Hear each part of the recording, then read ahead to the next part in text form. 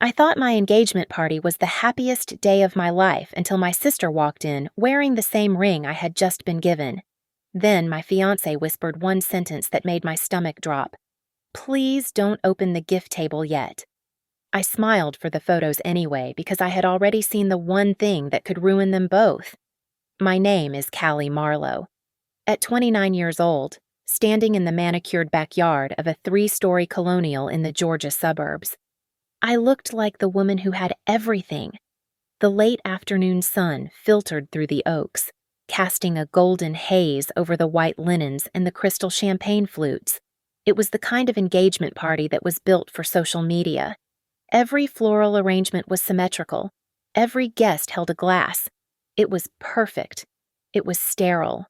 Grant Halston stood beside me, his hand resting on the small of my back. He was the picture of the ideal fiancé. He wore a navy suit that likely cost more than my first car, fitting for a man who claimed the title of senior investment strategist at Northway Meridian Capital. The firm name always rolled off the tongues of my relatives with a mixture of reverence and confusion. Nobody really knew what he did, but the title sounded expensive enough to satisfy them.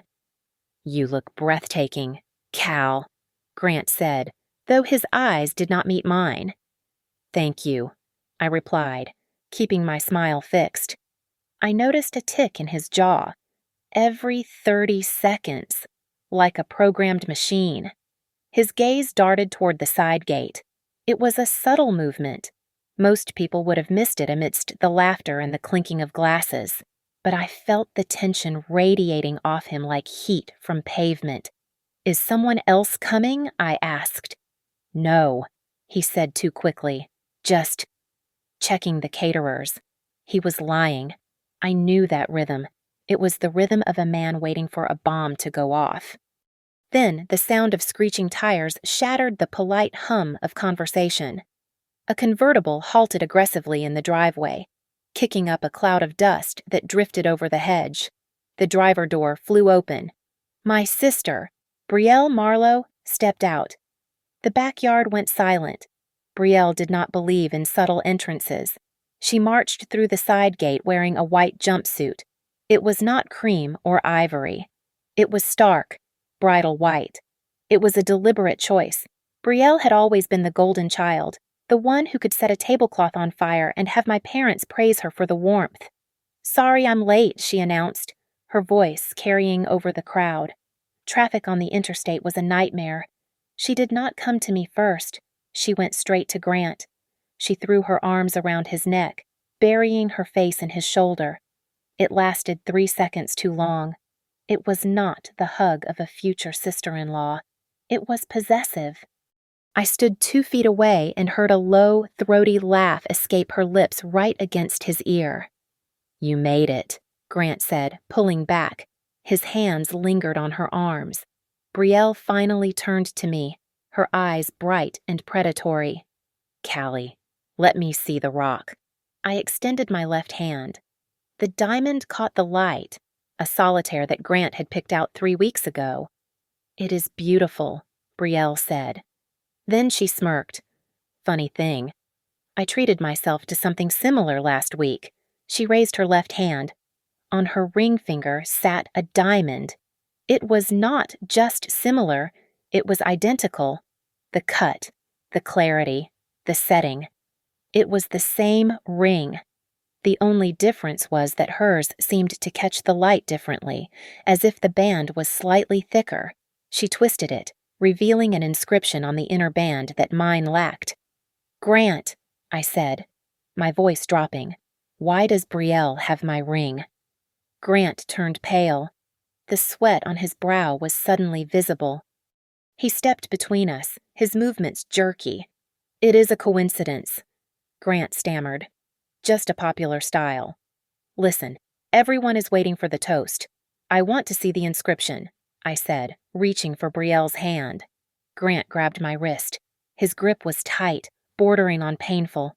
"Please don't open the gift table yet," he whispered. His voice was shaking. "Not now. Please. Just wait." It was a nonsensical sentence in response to my action, but the panic in his eyes was real. He was terrified, He looked like a man who was watching his life crumble in real time. I pulled my hand back. I looked at Brielle, who was watching us with a satisfied curve to her lips. Then I looked at Grant. "Okay," I said. "We will wait." I turned back to the guests and raised my glass, beaming like the perfect bride-to-be. The camera flashes popped, capturing my joy for the world to see. But behind the smile, my mind went cold. I was not going to wait. Tonight, I was going to check everything. The humidity was starting to make the adhesive on the gold banner by the patio door fail. It was a convenient excuse to escape the suffocating performance outside. I told a passing guest I needed to grab some heavy-duty tape and slipped into the air-conditioned silence of the house. My destination was not the utility drawer. It was Grant's home office. The room was cool and smelled of lemon polish. Grant was meticulous about his workspace. Yet today, the wastebasket beneath his mahogany desk was not empty. I knelt, my dress pooling on the floor, and fished out a crumpled ball of paper. I smoothed it out against my knee. It was a receipt, torn in half, but legible. Rapid Seal Notary. The timestamp was from this morning, barely 2 hours before the party started. I scanned the transaction code. Why would an investment strategist need a rush notary service on a Saturday morning? I pulled out my phone, snapped a high-resolution photo, and immediately moved it to my secure folder. I did not delete the original photo from the gallery. That would look suspicious if he checked. Instead, I buried it under 50 burst mode shots of the cake. As I stood up, my mind flashed back to a detail I had dismissed earlier. When Grant had handed me a glass of champagne, his shirt cuff had ridden up slightly. On the inside of his right wrist, the skin was irritated and red, with a faint, gummy gray residue clinging to the fine hairs. At the time, I thought it was just dirt. Now, standing in his office, I recognized it. It was the specific type of adhesive used on tamper-evident security bags, the kind you have to rip open with force, leaving a mess behind.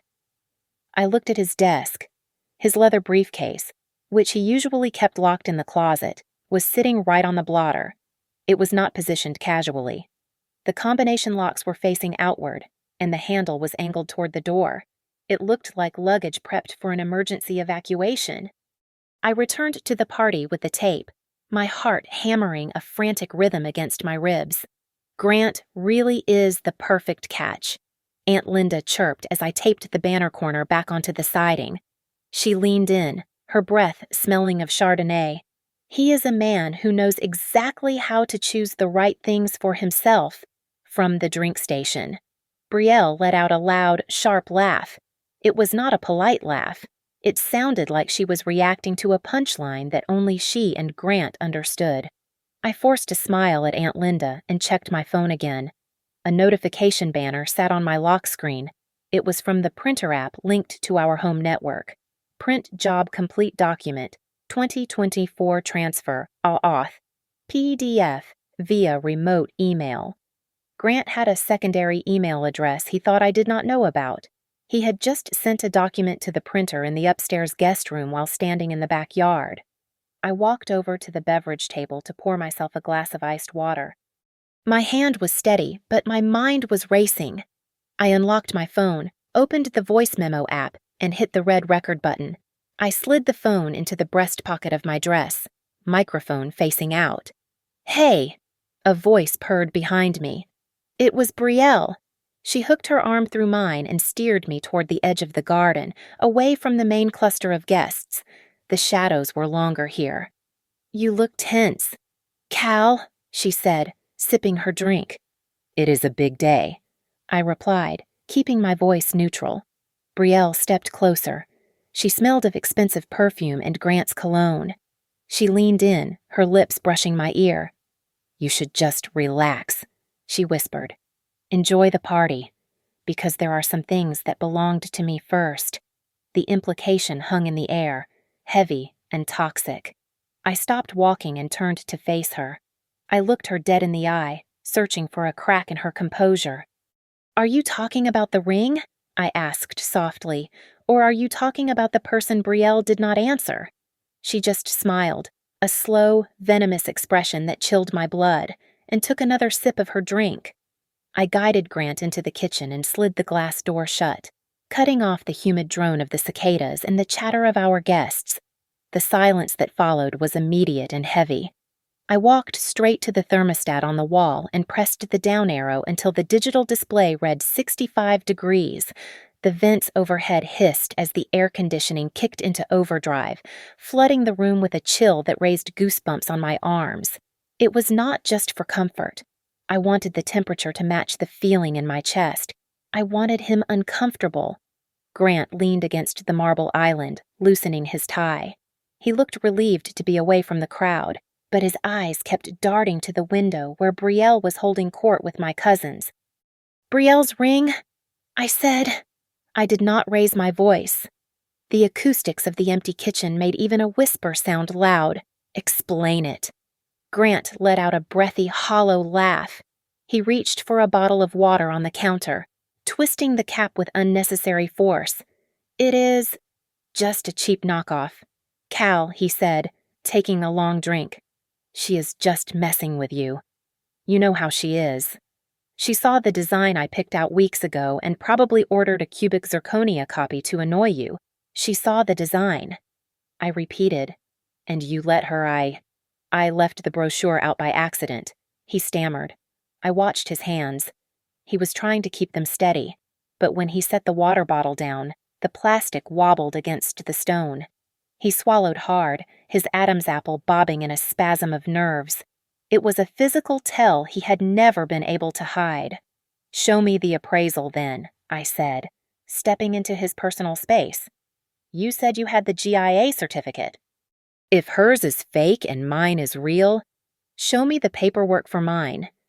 "It is at the office," he said, shifting his weight. "I kept it in the safe there. Look, honey, people are waiting outside. We can go over the boring paperwork tomorrow." He reached for my arm, trying to guide me back to the warmth of the party, back to the performance. A sharp rap on the glass door made us both jump. Brielle stood there, smiling.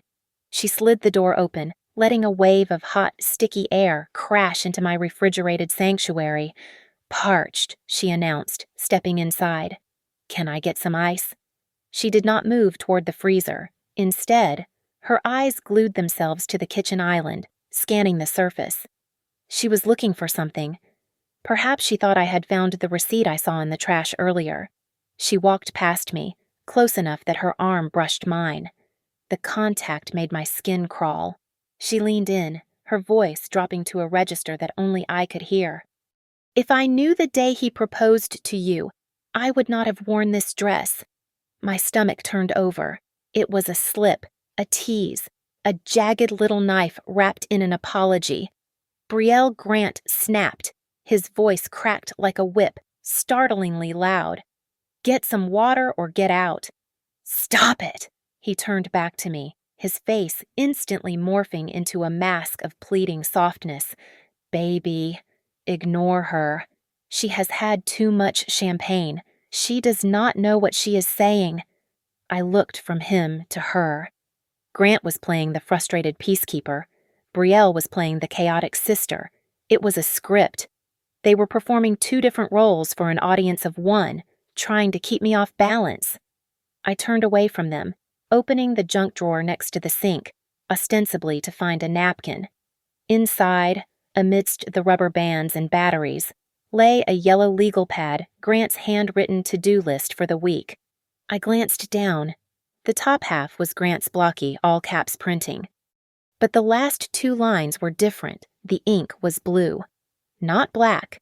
The Y's looped extravagantly at the bottom.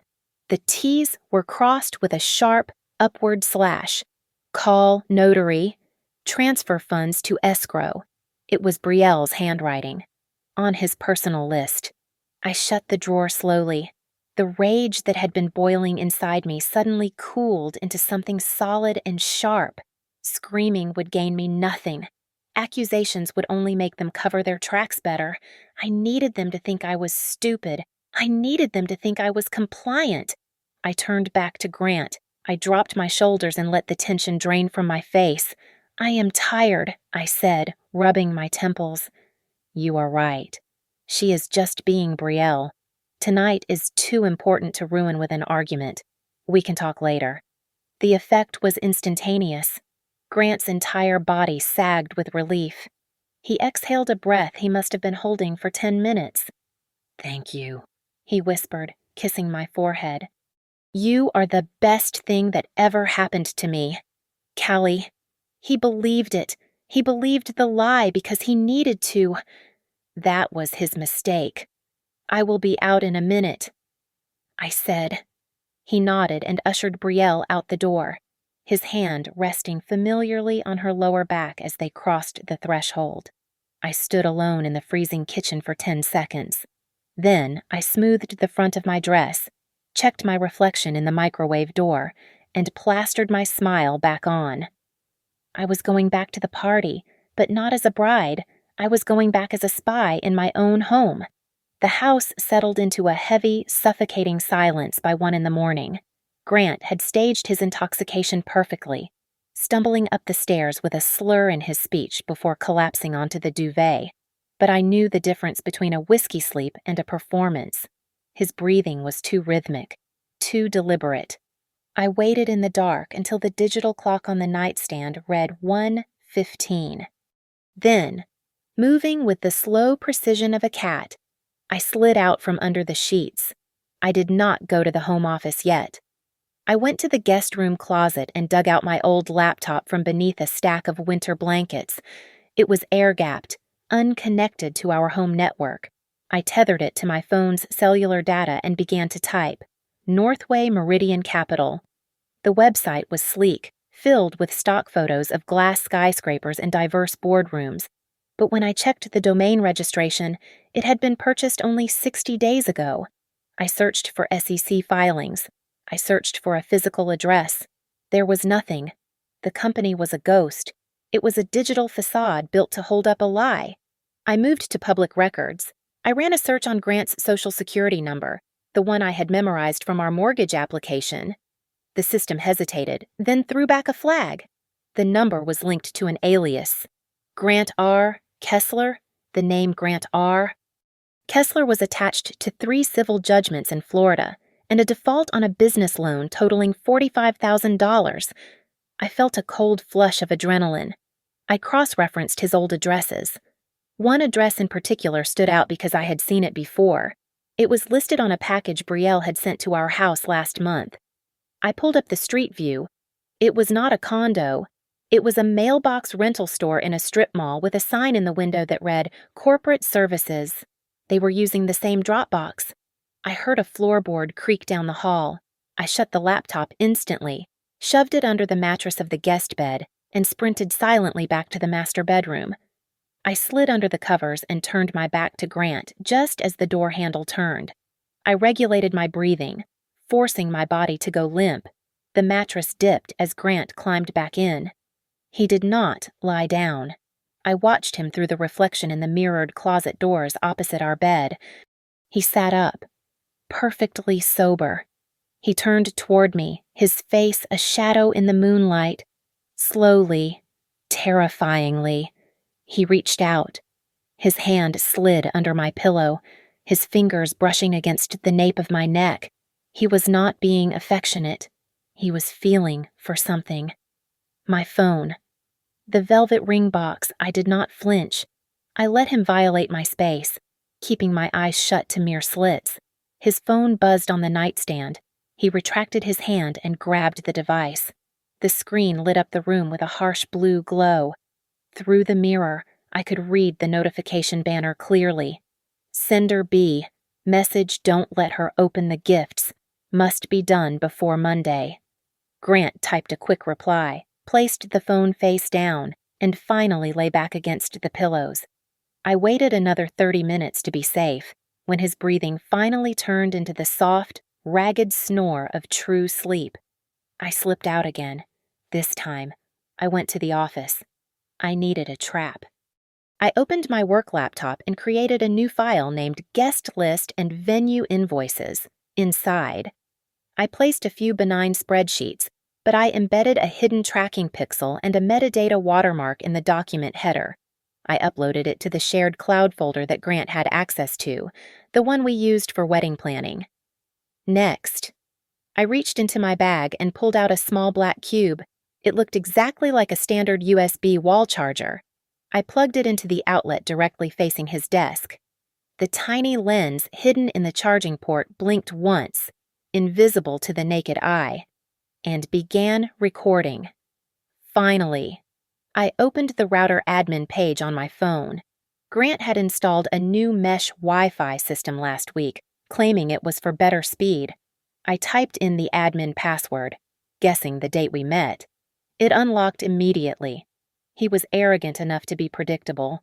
I navigated to the advanced settings and enabled full activity logging. Every site visited, every file transferred, every connection made would now be recorded and mirrored to my private server. I closed the app and stood in the center of the dark office. The fear was gone, replaced by a cold, mechanical clarity.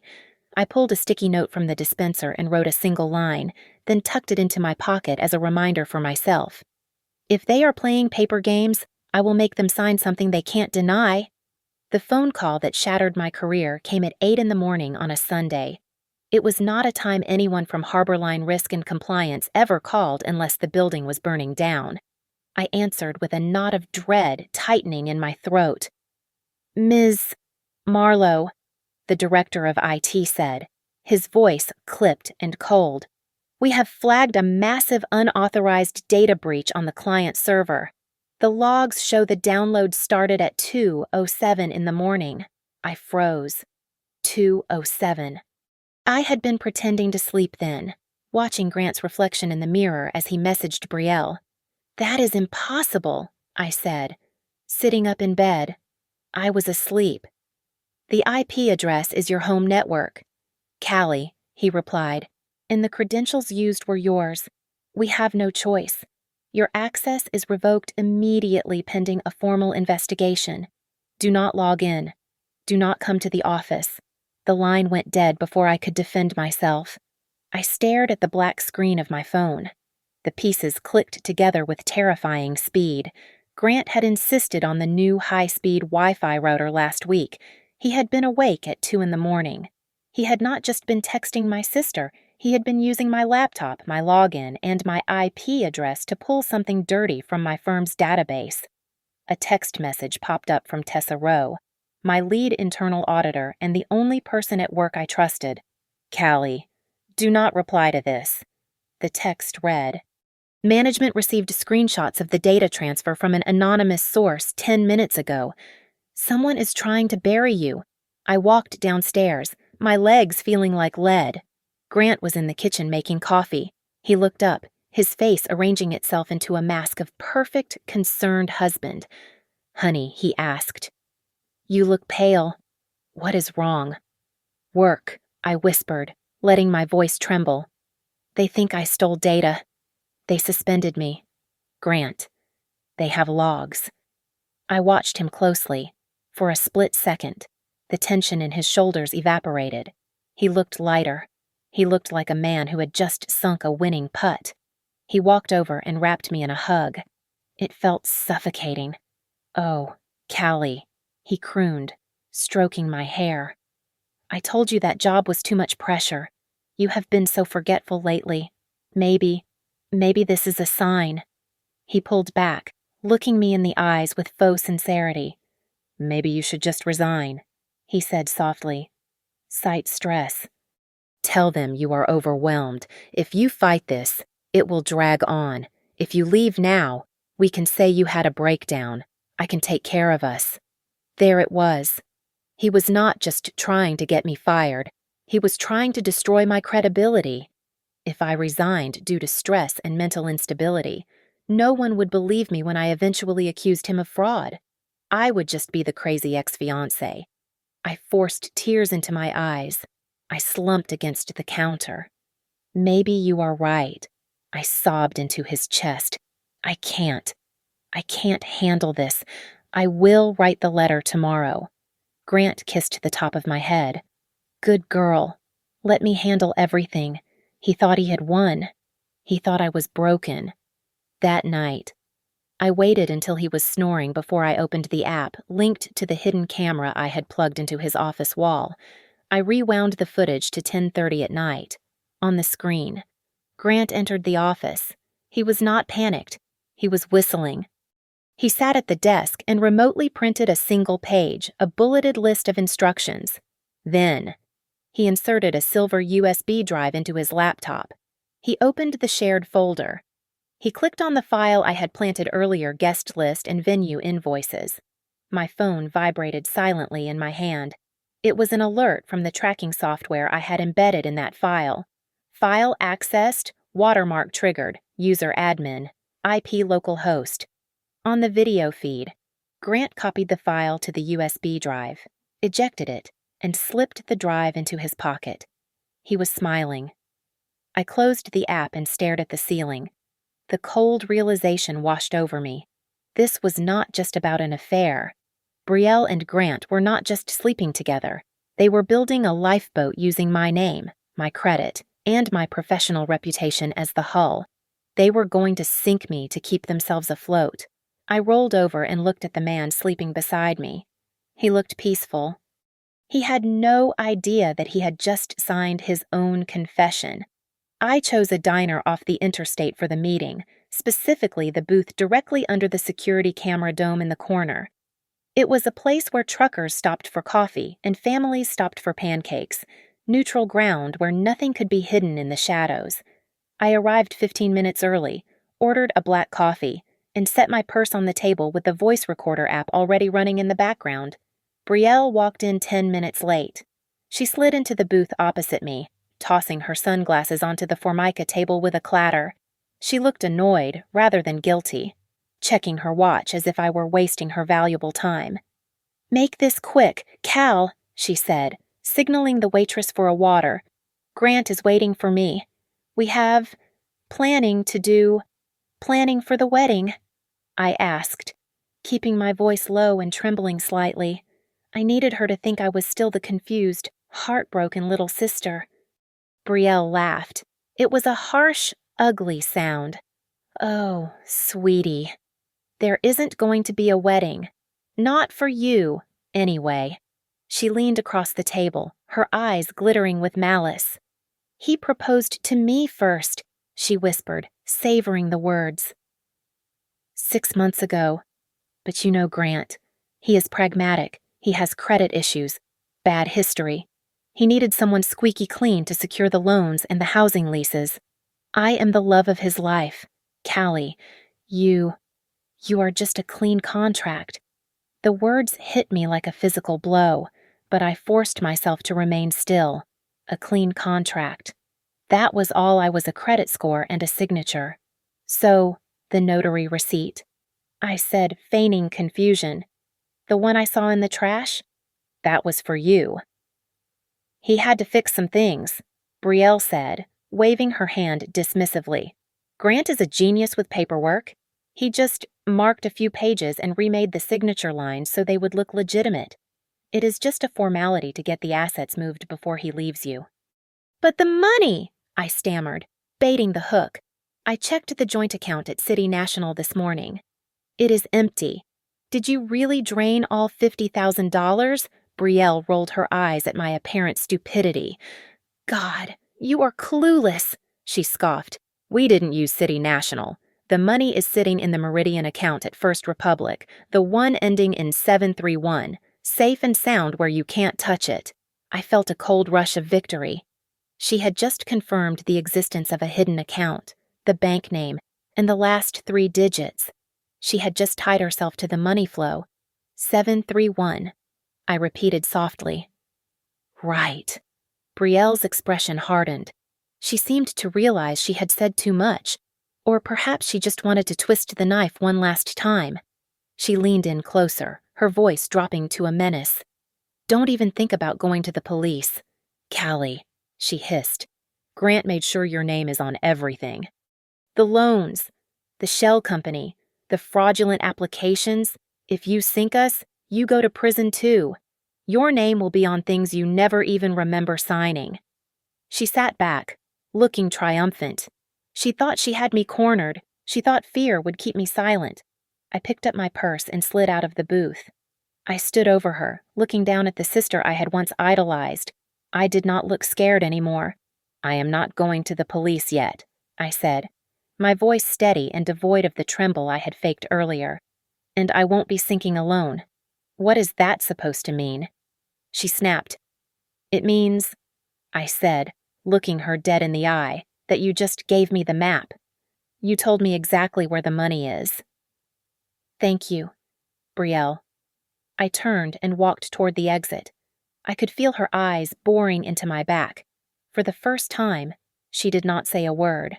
As I pushed open the glass door and stepped out into the humid parking lot, I glanced at her reflection in the window. Brielle wasn't smiling. She looked pale. She looked like someone who just realized the game had changed, and she was no longer the one holding the controller. I waited until Grant left for his alleged client meeting at 3 in the afternoon. As soon as his car turned the corner, I bolted the front door and ran upstairs to the master closet. I pulled back the heavy Persian rug to reveal the floor safe. Grant had given me the key 3 months ago with a theatrical speech about transparency and trust. He had called it a gesture of our shared future. Now I knew it was just arrogance. He never thought I would actually look. I turned the key and the heavy metal door swung open with a silent, well-oiled glide. Inside, there was no cash and no jewelry. It was a library of lies. I found a stack of passports wrapped in rubber bands. I flipped open the top one. Grant's face stared back at me, but the name next to the photo was not Grant Halston. It read Elias Thorne. Beneath the passports lay a thick manila folder labeled Project Anchor. I opened it and felt the blood drain from my face. It was not a business plan. It was a casting sheet.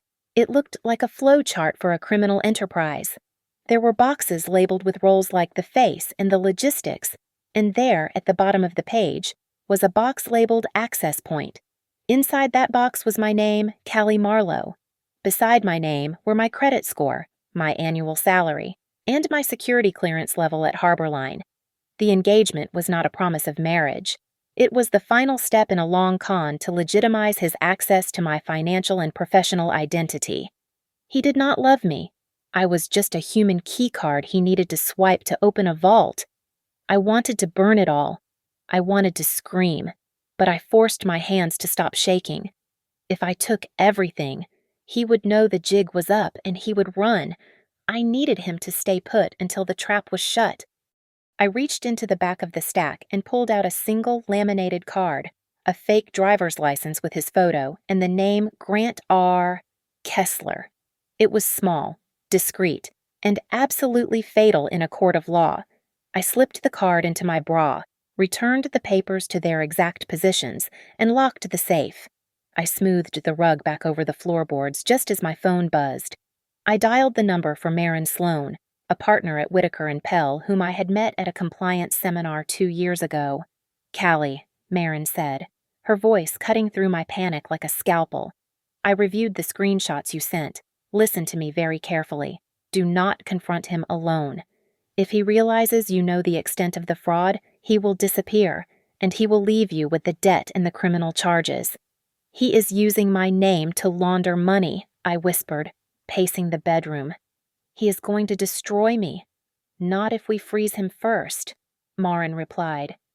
"We can file for an emergency injunction and sue for fraud, but we need undeniable proof that he is the one pulling the strings. We need witnesses who cannot be bought. We need him to say it in front of people who matter." "Witnesses," I repeated. I looked out the window at the manicured lawn where the disastrous party had happened yesterday. I knew exactly what I had to do. "I am going to get you witnesses," I said to Maren. "I am going to give him the one thing he wants, an apology." I hung up and immediately sent a mass text to the group chat that included our neighbors, my colleagues, and Brielle. "I am so sorry for my behavior yesterday. The stress of the wedding got to me. Please come back tonight for a casual redo. I want to make it right. It was the perfect bait. Grant would see it as me capitulating, accepting his narrative that I was unstable and needed his help. He would come back feeling safe. He would come back feeling arrogant. I went to the mirror and practiced my apology face. I widened my eyes and softened my mouth until I looked like the submissive, confused victim they wanted me to be. Tonight, I would fill this house with the most respectable people in our social circle. I would invite the very people whose judgment Grant feared the most. And then, when the room was full and the cameras were rolling, I would hand him a microphone and let him hang himself. The redo party was smaller than the engagement bash, but the guest list was far more lethal. I had spent the afternoon prepping the stage with the meticulousness of a bomb technician. Tucked inside the inner pocket of my blazer was a letter of preservation of evidence drafted by Marin just hours ago. Beneath the tiered vanilla cake on the main table, hidden under a linen napkin, sat a stack of documents. They were not the resignation papers Grant wanted me to sign. They were printouts of the fraudulent incorporation papers I had found in the safe. I adjusted the lapel of my jacket, ensuring the lens of my phone was peeking out just enough to capture video. I had also mounted 2 GoPro cameras on the porch pillars, laughing it off to the guests as wanting to capture candid memories. Noah Klein arrived at 7:30. To the untrained eye, he looked like a boring actuary, blending into the background with his beige slacks and rimless glasses. In reality, Noah was a forensic accountant who could trace a single dollar through 10 different shell companies. Grant was in high spirits.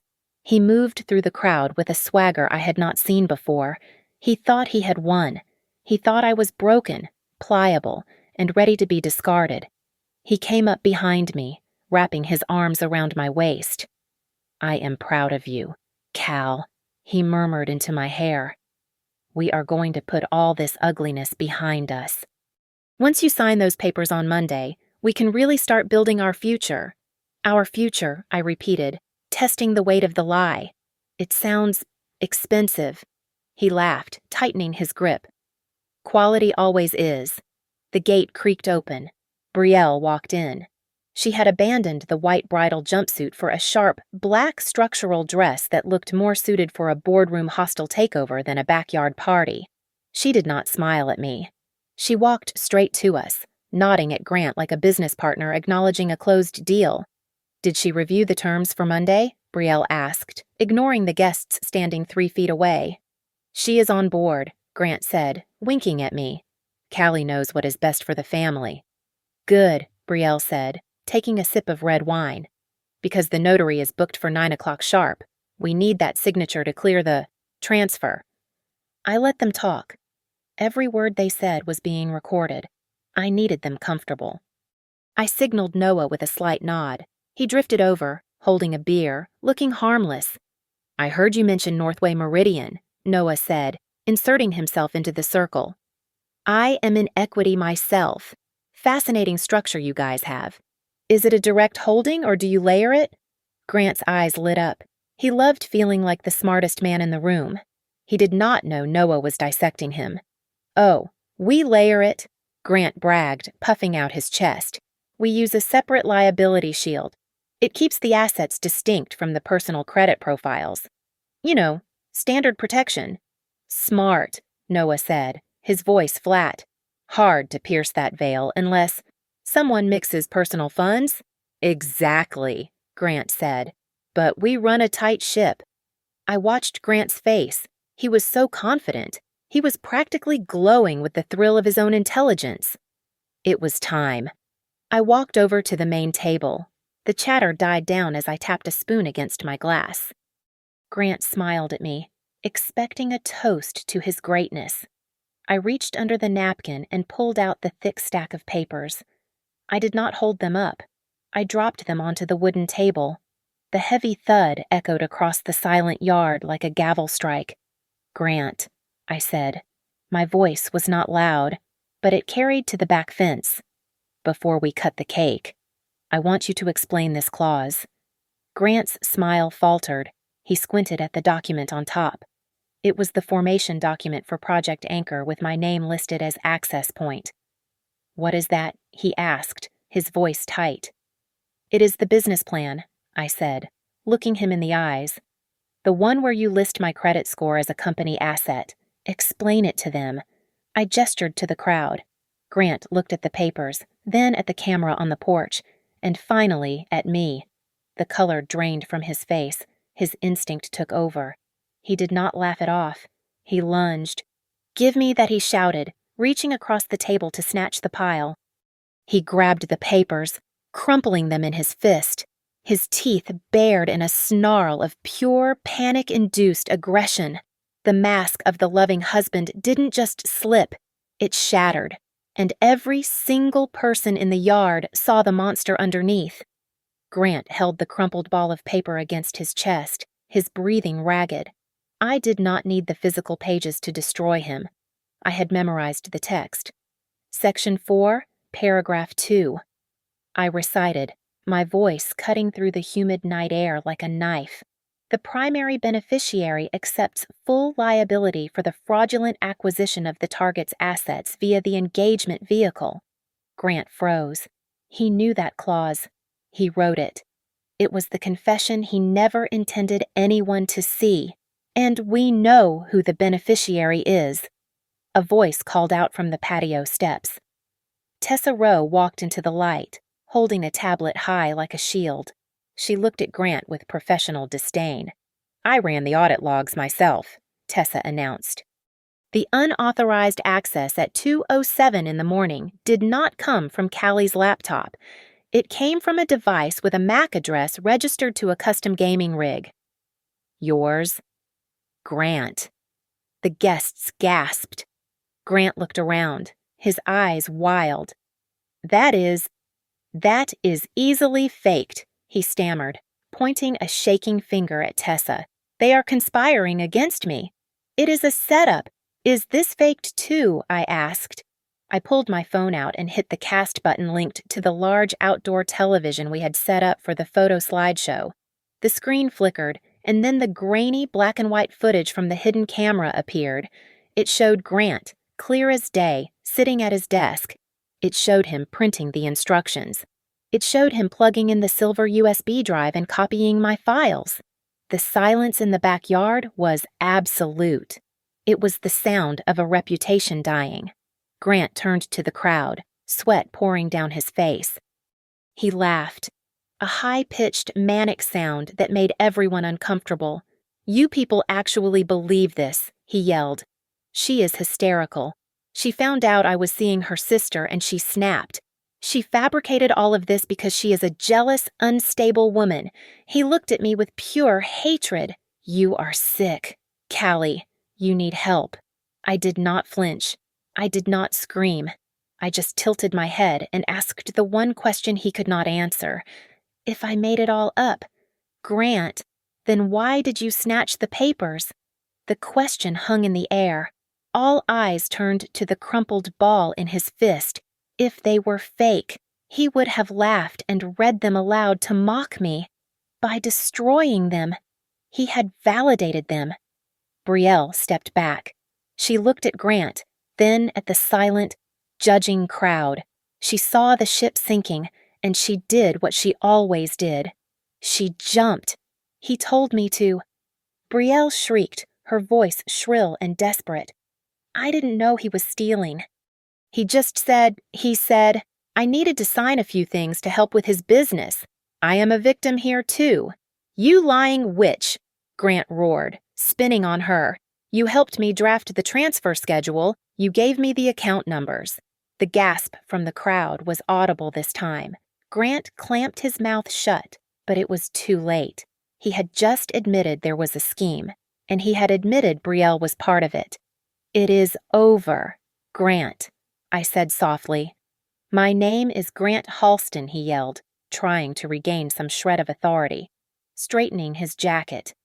"I am a respected strategist. You can't do this to me." "No," I said. "You are not." I reached into my pocket and pulled out the laminated ID card I had taken from the floor safe. I walked forward and placed it gently on the table, right next to the cake knife. "Everyone," I said, addressing the neighbors and my boss, "I would like you to meet the man you have been having dinner with. His name is not Grant. It is Elias Thorne." And he has been wanted for fraud in Florida for 5 years. Grant looked at the ID card. His shoulders slumped. The arrogance evaporated, leaving behind a small, frightened man. He looked at the faces around him. My parents, his friends, my colleagues. There was no anger in their eyes anymore. There was only disgust. He was not a monster to them now. He was a stranger. And that was a fate far worse than prison. I walked into the glass-walled conference room at Harborline Risk and Compliance at 9 o'clock on Monday morning. I did not look like an employee facing termination. I looked like a prosecutor walking into a courtroom. Maren Sloan strode beside me, her heels clicking a sharp rhythm on the tile, carrying a leather briefcase that held the weight of my vindication. I did not offer a greeting. I simply placed a thick black binder on the mahogany table directly in front of the CEO and the head of internal audit. "This is a preservation of innocence," Maren stated, her voice cool and clinical. She opened the binder. It was a massacre of their accusations. She laid out the metadata from the bait file I had planted, showing the exact time of access. She presented the router logs, highlighting the MAC address that belonged to a custom gaming rig, not my work laptop. Then, she played the video file on her tablet. The executives watched in silence as the footage showed Grant sitting at his desk, printing the instructions, and copying the files to a silver USB drive. Finally, Maren placed the sworn affidavits from Tessa and Noah on the pile. "Ms. Marlowe did not breach your data," Maren concluded, closing the binder.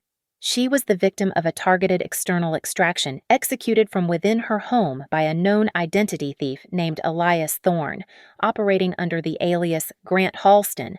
The room was silent for 10 seconds. The head of internal audit turned a shade of pale, usually reserved for funeral parlors. They realized how close they had come to a wrongful termination lawsuit that would have made headlines. "We will suspend the disciplinary action immediately," the CEO said, clearing his throat and looking at the table. "We will reclassify this incident as an external intrusion. Your access is fully restored effective this minute. Callie?" I nodded once. I did not thank them. They had doubted my integrity, and that was a bridge that would take a long time to rebuild. I stood up, smoothed my skirt, and walked out. Grant was waiting for me in the parking lot. He looked disheveled, wearing the same suit from the night before, his eyes bloodshot. He stepped in front of my car, blocking the door. "You think you won?" he sneered, his voice raspy. "You get nothing, Callie. You can't touch the money. Everything is in my name. The accounts, the leases, the shell core. Technically, you don't own any of it. I win." I looked him up and down, feeling nothing but a profound sense of indifference. "I don't need to take your things, Grant," I said calmly. "I just need to make sure you can never take anything else using my name." Before he could respond, a sedan screeched into the lot and halted just behind him. Brielle jumped out. She did not look like the smug woman in the structural black dress anymore. She looked terrified. She was clutching a plastic grocery bag. "It is all there," Brielle sobbed, shoving the bag into Maren's hands and refusing to look at Grant. The USB drive with the files, his old phone with the texts telling me what to say, the schedule for the notary. He made me do it. I am a witness. "Right. I get immunity if I cooperate." Grant lunged at her, his face twisted in fury. "You traitor," Maren stepped between them, holding up a sleek document. "We just filed an emergency injunction based on Ms. Marlowe's testimony and this new evidence," Maren said. "The court just granted a freeze on all assets associated with Elias Thorne, Grant Halston, and Northway Meridian. Your accounts are locked, Mr. Thorne, and the police are pulling into the lot right now to discuss the identity theft charges." Grant froze. He looked at the flashing lights reflecting off the office windows. The realization hit him like a physical blow. The engagement had never been about love. It was a deadline. He needed the chaos of the party to cover the data extraction. He needed the wedding planning to distract me while he moved the funds. But the very event he used to hide his crime became the stage where he lost everything. I stood on the courthouse steps an hour later. My phone buzzed with the email from IT confirming my login was active. I took a deep breath. The air tasted sweet. It tasted like my own life coming back to me. I reached into my purse and pulled out the velvet box containing the diamond ring. I placed it inside a manila envelope addressed to the police evidence locker. It was no longer a symbol of commitment. It was just evidence. I typed one final message to my sister. "You can keep the man, but you will never borrow my name again." I hit send, dropped the phone into my bag, and walked away, finally free from the trap. Thank you so much for listening to this story. Please comment down below where you are listening from. I would love to know where my audience is in the world.